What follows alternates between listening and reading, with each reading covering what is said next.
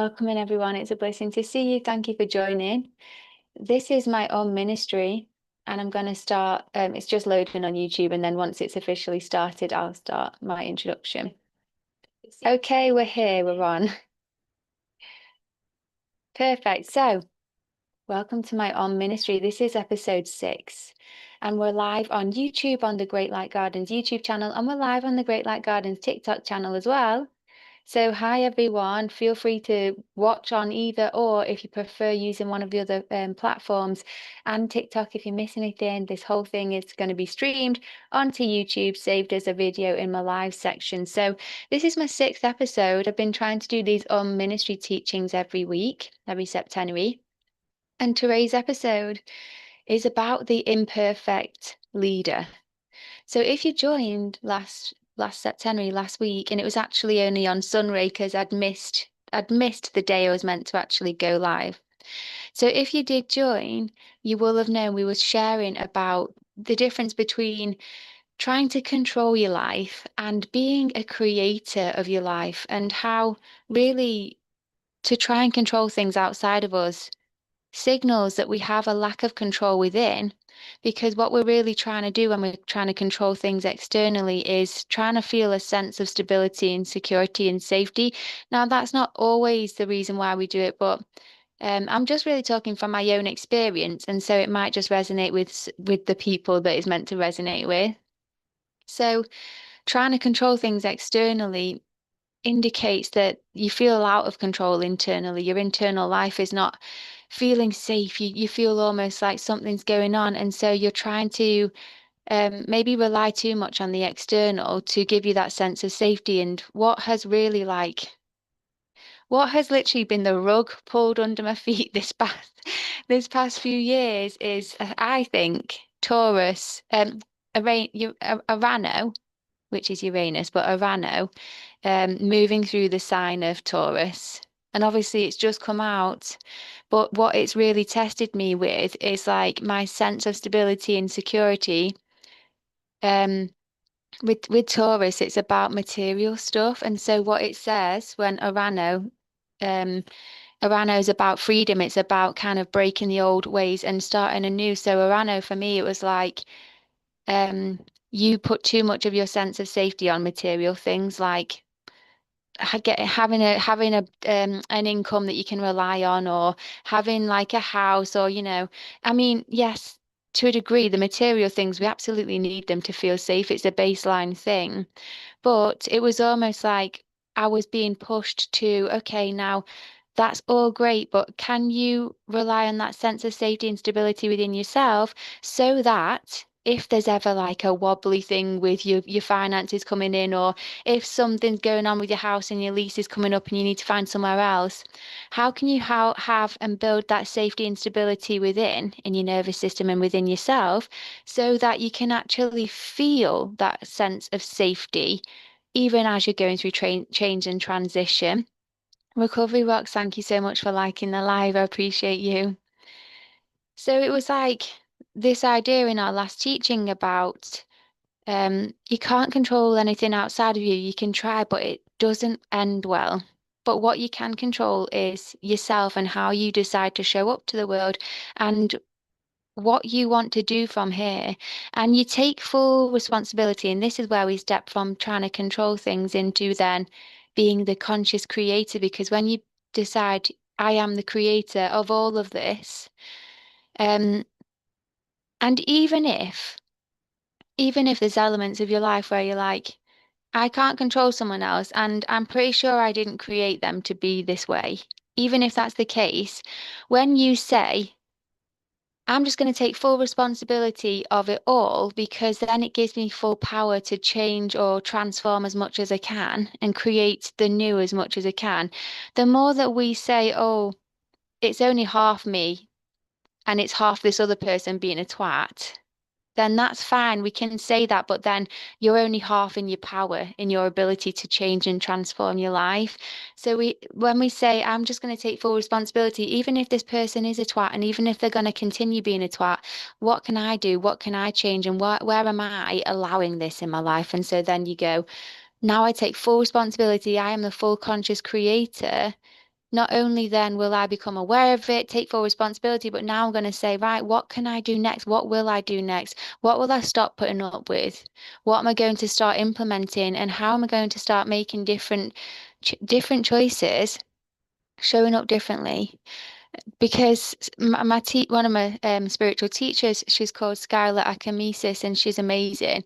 And something she shared with us last September, which was just like made so much sense. So she said that when you take full responsibility, what you're doing is it's about your response ability. So it's about your ability to respond differently to the situations and to life. And so that's where your true power lies. That's where true change can grow from, is through you taking responsibility and you trusting in your ability to respond differently next time. That's where you realize that those patterns, those loops are starting to change and you're starting to ascend out of those loops. And then guess what? You're actually ascending out of needing to keep manifesting those similar experiences to learn whatever it was you were trying to learn. So in anything in life, a great thing to do is say, like, what is this teaching me? What am I trying to learn through this? And how can I step into that so that I don't have to keep learning through suffering? I can instead learn through taking divinely aligned action and self-love. So then it led into this topic, the imperfect leader, because when I was thinking about kind of showing up and um creating the new, you have to step into a version of yourself that you're not used to. You have to step into the energies that you've been afraid of for so long. As an example, courage. Stepping into courage and bravery when maybe you've experienced a lot of fear and that instability internally. The only way you can really learn how to be courageous is you have to step into it. Otherwise, things will happen that will put you into fear that's trying to teach us courage. It's like the universe is saying, hey, come on, you've got an opportunity to be courageous here.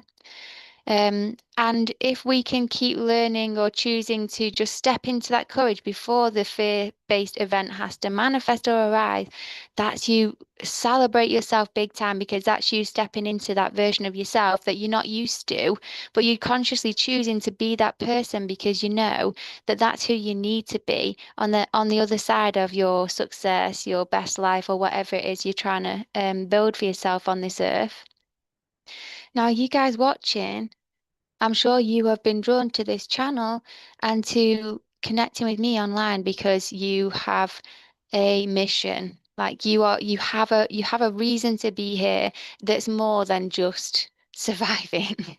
Like if you're here, then it's because you have decided that you're here for something more and that you want to step into that. And maybe some of you already are and have thriving, successful lives where you're already like powerful leaders in your own life. And then maybe there's some people who are just starting out or haven't yet and are a bit scared to step into it. And this is one of the ways where if you wanted to schedule a one-on-one session, we could really help with wherever you are on your journey, because what we do in the one-on-ones is we find it's like soul fragments or aspects of yourself that are currently the parts of you that are struggling with these specific things that are holding you back, and you'll know what it is. Like you'll know there's something holding you back. You keep trying to launch a product online, or you keep trying to record your first video for socials, and then suddenly you're like, I am too embarrassed, I'm overthinking it, whatever it is, you don't want to do it anymore. And so there can be reasons for this that's subconscious that you don't even know is there playing out. And so it could be something like, as a child, maybe you were ridiculed when you like performed a dance for someone and you was so embarrassed and you felt like there's something wrong with you or whatever it is. And what I found on my journey is it can be a lot of past life things, and it can be real serious past lives things, being killed for for being a leader, being killed for sharing your spiritual gifts, being tortured, abused. There's so many different real, true horrors that people can experience on Earth. And these parts of ourselves, whether it happened to us in this life or past lives or parallel lives, even future lives, because it's all intertwined, these parts of ourselves can be stuck in those feelings, those traumas, those energies, especially if that part of you dissociated at the time and kind of broke off from yourself because you know that you had to survive it. Like it was too traumatic to go through to be present, that you had to break off so that you didn't just completely collapse or break and damage yourself, your soul in that moment. But then what we never learn to do is connect back to these parts. And so these parts, yes, they are carrying trauma, but they're also carrying gifts. They're carrying gifts that we can gain once we heal these fragments of ourselves, and integrate them back and allow them to know that those times are done now, and to be able to then gain the wisdom that they were trying to gain from that experience. Recovery Rock said you want to have a past life regression. Definitely email me. I do Aura past life hypnosis sessions. They're 3 hours. They're £333. But the sessions I'm talking about here is one-on-one sessions. It's an hour and a half for £122, and it's not necessarily a past life regression, but it's like a guided meditation where we go in together to the heart of the divine, and we basically work with your higher self to bring forward exactly what's needed and do all the healing work. It's really deep. It's really powerful, deep sessions. And I love exploring these realms with people. I love guiding and supporting people through this. And I love hearing what they say after, because it surprises people so much. They're like, wow, I had no idea like that it was going to be this deep and this like transformational. And yeah, like you just feel so much lighter after. So everything that I'm offering is on the Great Light Garden website, thegreatlightgarden.com.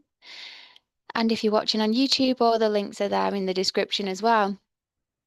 So with the leadership, there can be actually versions of self that need healing to step into that leadership.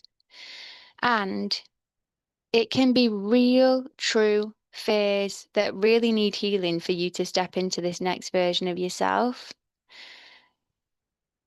Being a leader, and especially just again talking from my own experience, I have always been such a perfectionist in my life. And I've always had say things like imposter syndrome, or stepping into a bit of leadership and then stepping out again and just stepping in and out, and just never really truly just being there and feeling safe in that energy. Like I found myself always doing it for a bit, and then for some reason deciding, no, I can't do it, I'm not good enough, or um it's like when life would get wavy or wobbly, I found myself like just wanting to go and tuck up in bed and just like sleep, than to actually go on like a live or go and host a whole course or something like that. And so I found myself like being being pulled being pulled by the external ebbs and flows of life, so much so that it was pulling me off being able to truly step into my leadership role and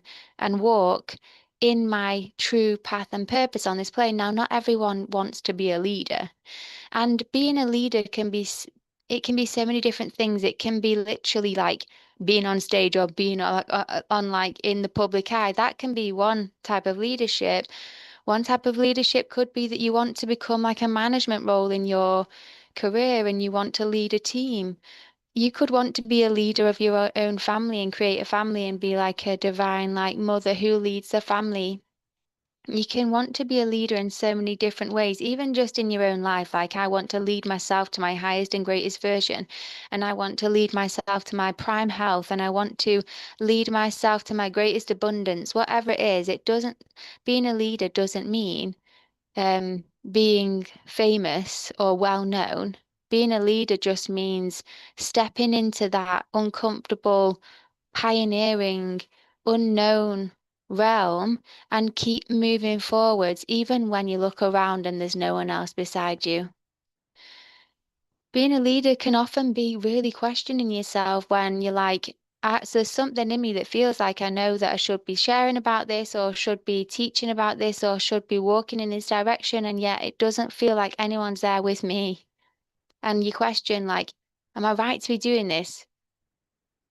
Is this true, like what I'm feeling and what I'm hearing and where I'm trying to go? And like, what if I go there and no one comes with me? And then you just like, well, you just have to keep tuning in and following your divine guidance and really trusting. And what I found on the path to strengthening my leadership skills is the more that you can step into relying on the divine and tuning into the divine, then it's so much easier, because if you imagine your higher self and say your angels, the divine God, your higher self is like a future version of you, your highest version of you, really. It's the version of you that has already achieved all the virtues and the ascended master level energies and enlightenment and stuff like that.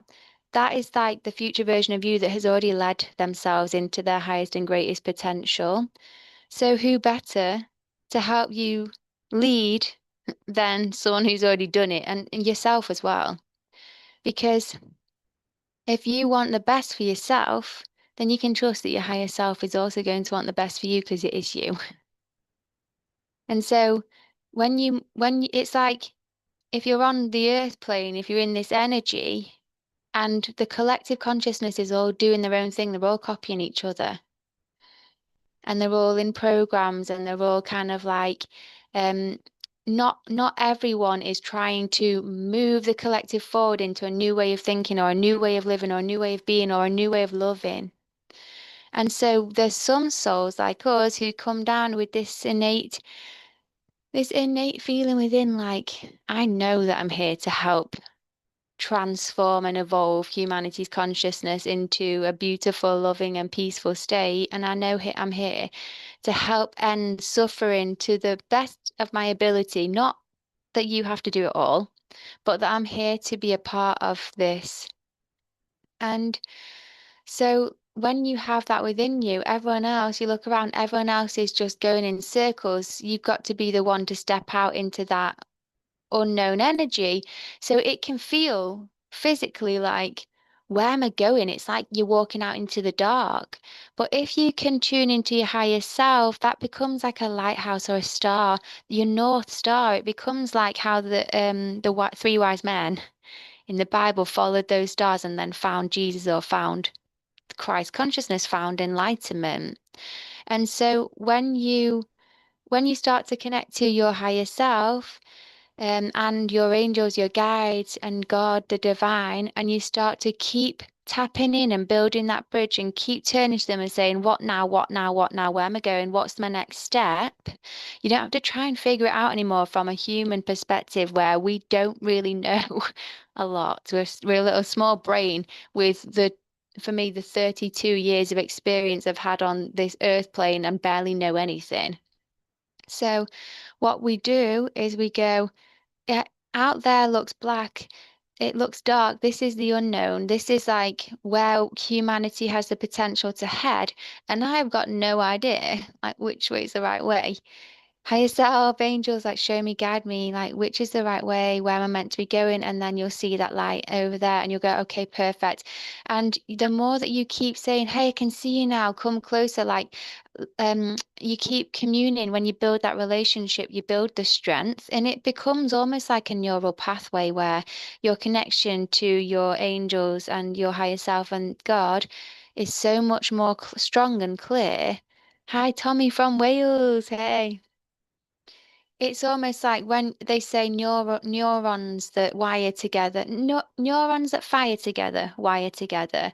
And so just like a neuron, the more times you keep thinking that same thought or you keep acting that same way, your brain starts to create and build stronger neural pathways. So then it becomes almost effortless. It becomes the natural route, the instant energetic flow that just happens naturally. And this is why some people are so, they just receive their divine guidance instantly. And some people, they have to train for years to receive that. And it's just because the energetic bridge, the neuron, needs strengthening. And so when you keep turning to your higher self, and you're like, we're pioneering, we're moving forward, we're expanding consciousness.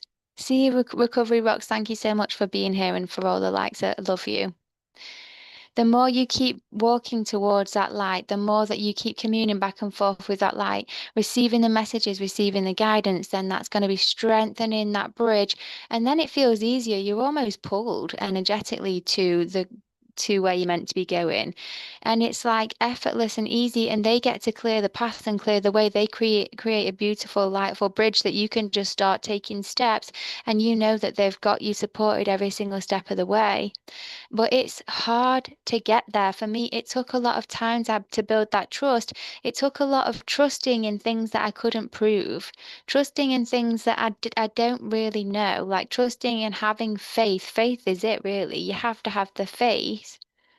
You have to have the faith and the belief that when you take that step or when you leap off that bridge, that the net will appear. You have to trust that.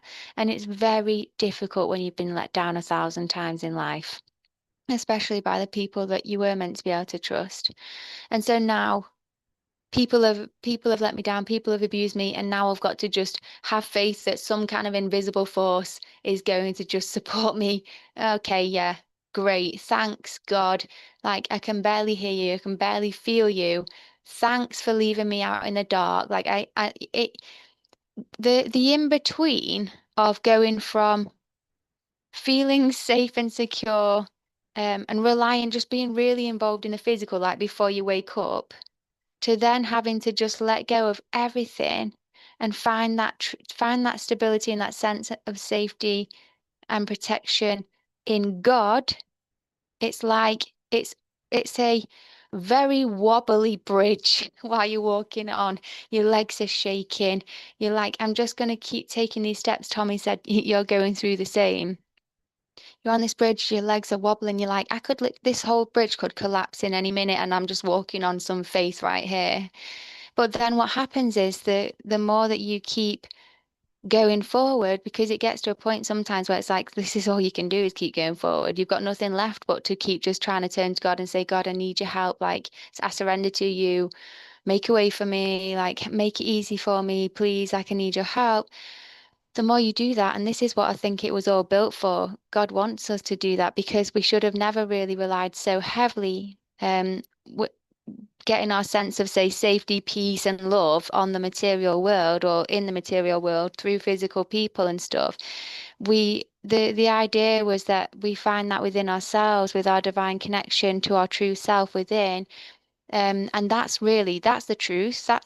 That's really who we are. That's the truth of who and what we are and where we're from. And the physical is actually more of like a dream or an illusion. And so what's happened with so many people getting stuck on the earth plane is they hold on too much to the physical, and they haven't learned to how to let go and lean back and trust that the divine's going to catch them yet. And it takes time, because when we're going back to the lifetime things, a lot of my past lives, well, some of them I have been persecuted in the name of God, tortured, told I'm going to hell for being a healer, and that God hates me and all this kind of stuff. Now, at the time, what can happen when you're being tortured is you can go into like it's like almost like a hypnotic state, because you dissociate, and it's a survival mechanism really, but because your mind is in a hypnotic state, it can be really open to suggestion.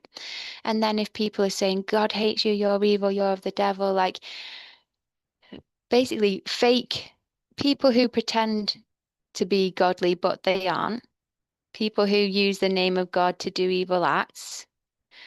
If your mind's really open and susceptible, like if you said it to a child as an example, they could really take that in and believe that about themselves.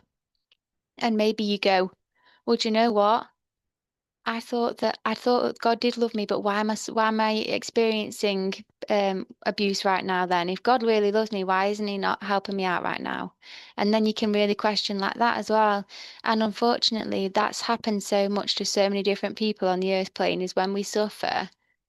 Not everyone, but it's really easy to just eventually get to a point where you're like, you know what, God, what the fuck? Like, what are you doing? cancel and delete that spell instantly, but you can really start to be like, what's actually going on, God? And it can shake your faith.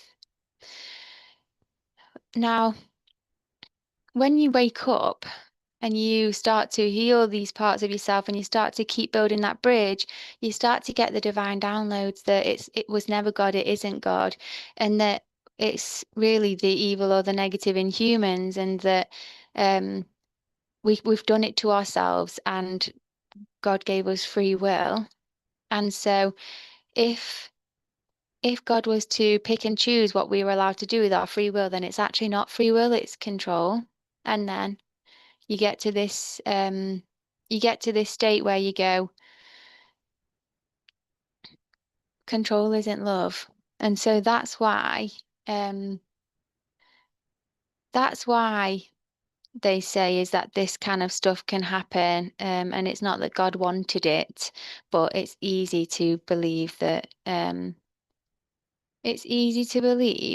that is the case. What I'm just going to do as well is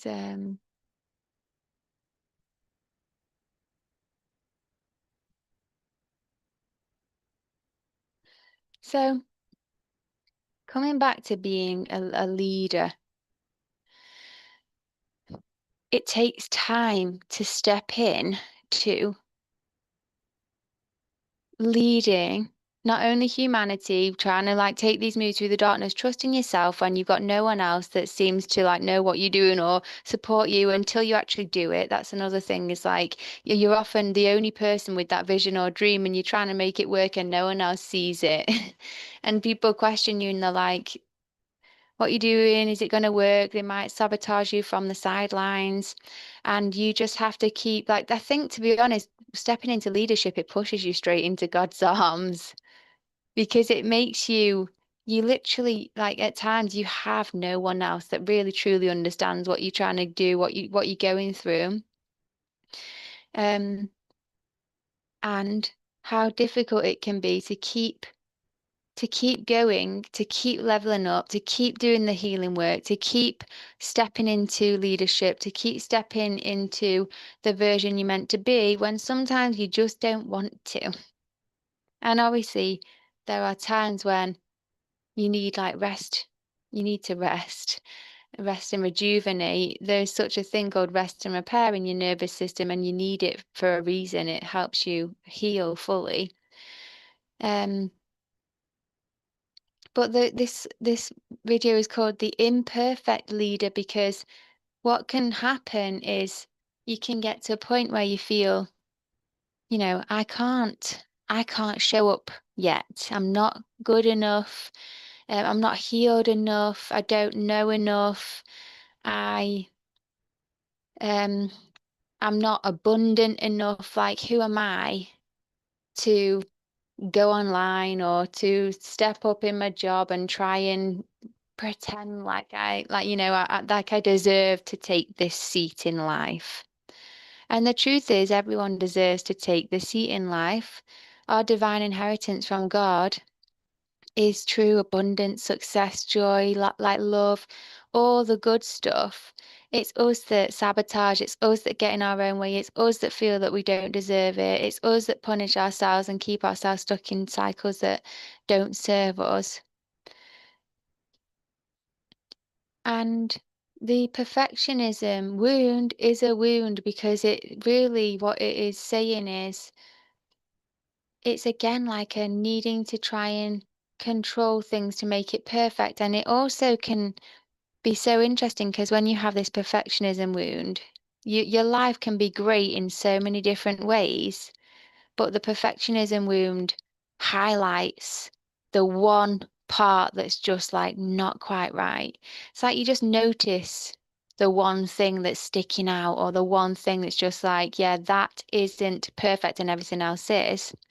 And then, whereas you could be sat there going, look how amazing my life is. Look at this 95% of amazing life. But all you're doing is going, that 5% though. And what you're doing is focusing on the lack. And it's like almost a like I don't want to say OCD and diagnose it, but it's almost like this very annoying, like really obvious that like I really just want this to be perfect, then my whole life's gonna be perfect. And the truth is, what we're really searching for is a feeling, like a feeling of, say, completion or wholeness or love or whatever it is we think that this perfection, when this part of my life's perfect, then I get to feel this way. And the invitation is like, who knows if you can ever get the 100%? Like, you change one thing good happens, and then suddenly someone in your family passes away, and it's like, I can't ever get it perfect. Like, I can't ever just, And what is really perfect? Because how do you truly know whether that is what you wanted till you have it and you're like, oh no, it still doesn't feel right? So we waste so much of our lives trying to make things perfect, focusing on the lack, focusing on the parts that aren't perfect. And then how many years wasted not appreciating, choosing to suffer, because suffering is a choice. Pain is not. Pain is a real thing that tells us that we're not in alignment, but suffering is choosing to stay in a mindset of, well, this is the worst thing ever, and I'm just going to mope about it for the rest of my life. Suffering is that's where we choose whether we're going to try and like try and see the rainbow in the rain, or if we're going to just sit there soaking wet and feeling woe is me, like a victim mentality kind of thing. So the imperfect leader says, I'm not perfect. I don't know if I'm ever going to be perfect. Trying to chase perfectionism is just trying to put some kind of a goal I'll never really truly know if I can ever gain. And so therefore I'm always chasing and I'm never fulfilled. The imperfect leader says, I'm going to just keep taking the steps and keep showing up anyway, regardless, because I know that whoever's listening, like we're all on our own journeys and we're all on it together. If I came online after 1,000 years of meditation and I've like discovered immortality and I am the perfect enlightened Buddha and I'm on like alive and I don't want to speak to anyone because I'm just loving the silence, like tell me how many people that's going to help. The imperfect leader knows that their journey meets people along the whole of the way. So, like, I've been sharing videos online for about 3 years or something. Some people find my old videos and they resonate with those videos at the time. And sometimes I'm like, wow, I don't really agree with that anymore. But that they're needed for the types of people that find them. And so the whole journey was perfect in a way. Like the whole journey was needed. Every single aspect of the journey, every single video I recorded and shared about my journey so far has been useful to the people that found those videos and resonate with it at their time and their stage of where they're at. And they needed that. Just as I needed it at that time, and then some people need me at this stage in the same way I need others at this certain stage. The perfect leader, I don't think would ever even get out on stage and ever really truly make the impact they want to make because they're too busy trying to wait to be perfect, trying to be perfect. You need to get out and just step in and do it now and learn along the way. That's the biggest thing is you learn so much just from actually taking action and doing it and trying it. I've had so many times where I've been sat there thinking like, God, angels, give me guidance on like what course to run next or what event to host or tell me what I should be doing. Like, I don't know. I've got all these ideas and I don't know which one's going to make me feel most fulfilled and bring me the most joy and be the most successful. And I'm like, I don't know. Like, you tell me. And it's like this constant reminder of like, just try one. Just go ahead and try one already, and then you'll know if you like it or not. Like, how do you ever really know if you like something unless you try it? And so the imperfect leader says, just take that first step. And something that I was planning on talking about in this call, we haven't really gotten there yet, but it's just about the imperfect leader leading themselves intelligently to know that your physical body and your health is it's the structure that everything else lies on. Everything else depends on your health and your body. It's like the temple. It's the temple and the leadership that happens within the temple. That's where the initiates arrive and that's where you teach. But if the temple doesn't exist, there's nowhere for them to go. There's no structure to hold everyone, the amount of people that you want to lead and teach, or even just the amount of energy you want to embody within your own self. So part of the imperfect leader teaches or says that being on top of your health is so important. And I teach this about spirituality anyway. I used to be so unhealthy till I was like 20, 26 or something. I was so unhealthy. I ate crap all the time, like crap, junk food, all sorts of rubbish. And I was really fussy with my food as well. And then when I started my spiritual awakening, I met my spiritual teacher who was teaching me about the importance of like looking after your temple, clearing out your temple as well, not filling it with toxins and chemicals and drugs that's going to make you go sideways, leaning Tower of Pisa style. Don't know when you're going to topple and fall, and no one can rely on you.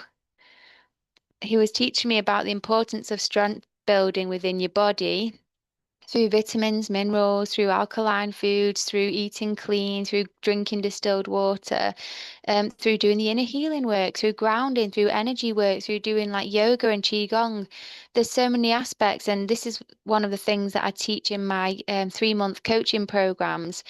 It's healing sessions, but it's also like a whole lifestyle reset about like what you're consuming, what you're eating, what your environment's like, who you're spending time with, like all the stuff, because the whole temple said this in the last call, it's built on many pillars. So with that, we need to build strong foundations in a strong and steady temple because then when life inevitably shakes, when the ground shakes, you can stay strong and tall because leadership as well, it does come with challenges. You do get seen. You do get people sending you psychic attacks. You do have to step out and be in the open for anyone to send anything to you, for people to try and sabotage you physically, emotionally, mentally. And obviously you get all the benefits as well. There's lots of benefits to it. But because there's that risk, and because people rely on you, you need to be consistent and show up for them so that they know that they can trust you. It requires a level of strength for you to push through on those days where you're having your period pains and you're feeling really low and you just want to curl up in a ball in bed and tuck under the covers and just cry. And then it's what, oh, you better wipe your tears because in an hour you've got to do like a group teaching call online or whatever it is. And yes, you do. And so being the imperfect leader is just like, wow, I'm just going to have to really, really nourish myself, look after myself, do all the self-care I can in the times in between so that when I am feeling like this, I'm not too depleted where I can actually have the strength to really spend that time that I need. And then 15, 20 minutes before you call, you go, right, let's change my state. Let's do a quick breath work. Let's get into the zone. I am a leader at the end of the day. I'm doing this for myself. I want a good life. I want to build a successful business. I'm doing this because I'm here. I know that I want to make a massive impact on the earth. I've got a purpose. I've got a mission. I'm doing this for the divine, for the earth, for the animals, for the children. And I'm doing it for others as well because who knows the impact that you have on people's way. I have massively underestimated my impact that I have on people. And I get people sometimes messaging me saying, wow, I've been vegan because of you and I'm so grateful. Or wow, every time I see your videos, it brightens my day. And it it kind of surprises me a bit because it's so easy to just think, what's the point? And so the imperfect leader is just like, I'm going to lead myself, even in health, even when no one's looking, you have to lead yourself. This is the most important part is when you are a leader, people are only seeing you maybe 10, 20% of the time. It's actually the 80% of time behind the scenes that you are like, are you still living in alignment? Are you still being authentic? Are you still creating the life that you want and need? Are you still doing the energy work? Are you still doing the healing? Are you still looking after yourself? Are you still doing self-care? Are you still looking after your environment? Are you still keeping, your boundaries, not letting people walk all over you? And so in that sense, you have to be true to yourself. And this is why it's for yourself first. And this is why it all comes back to looking after yourself first, because that's where that temple can get so strong, powerful, that when you then do have a wobble, you can get up, you can still fulfill what you need to fulfill, and then you can go and get back in bed if you need to after, if you're really feeling down or whatever. Annie, hey, so nice to see you here again. And this is the imperfect part of it. You're okay to go and get back in bed after if you're having a really bad day and you've got tummy ache and all this kind of stuff, but you have to show up. Like that's the imperfect leader. It's just honestly, this is life. Like it's difficult life on earth. I'm not going to be hard on myself. I'm going to take care of myself. Um, I'm going to support myself and I'm going to be there for myself so that I can be there for others. Because leadership, it's a choice. Not everyone wants to do it. I can see why not. Some people just feel like inside, like I need to. This is what I'm feeling. There's just something in me. It's like I need to make a big impact. It's like this, just making a small impact, it just doesn't feel enough. It's like this push or drive in me that's like you need to keep stepping out there and keep sharing and keep helping people and keep like shining your light and being your light or whatever it is. Tommy Gunn, I won't be on later, but I have recorded this whole thing on YouTube, so you can go and watch the full thing back. It's 40 minutes long so far. And I'm also doing these every Thursday as well, so I would see you next Thursday if you have to go. And so, yes, the imperfect leader, it's really just about being consistent and showing up for yourself and for others, in the best way that you can and having that compassion for yourself and that love for yourself, because you deserve it. So, I was going to talk about, I'm going to still talk about this. I was going to talk about like sorting out your nervous system because people have different responses when like traumatic things happen. There's something called fight, flight, fawn, and freeze. And so this is just different ways that naturally we have learned to survive through traumatic experiences. Now, one of the things I struggled with for so long was flight and freeze. And so my natural response, if I was like having to show up for things and do events or do work calls or whatever it is, my natural response when the ground shook, my natural response was like, I need to run and hide. Or I just need to stay still and freeze, and I don't need. I don't want to do anything until I know that I'm safe. Like this instability within, and so I would find myself like doing 2 months or whatever on socials, and then suddenly I'd be away for 2 months, and I would just go completely like no. I was like, well, people may not have noticed I'd gone, but when I came back, they were like, "Oh, I've not seen you in ages," and I'm just like, "Yeah, I just went and hid from the world for a few months." And what that was actually truly doing, as much as it was needed, it was really a reflection of my out of balance internally still. And it was showing me or trying to teach me that, sometimes in life you just can't run away. Some things in life you just need to stand and face the fire fiercely. It's it's so easy to just want to run away from situations, but eventually in life you get to this point where like there are some things that you just need to stand, face, give love, accept, appreciate. So when you can start to learn to balance your nervous system through all the different lifestyle things we talked about, pretty much all the lifestyle things we talked about will help you with your nervous system. Food, the people you're hanging around with, the things you're watching, all of the stuff, grounding, sorting out your energy, doing kind of like spiritual practices, qigong, yoga.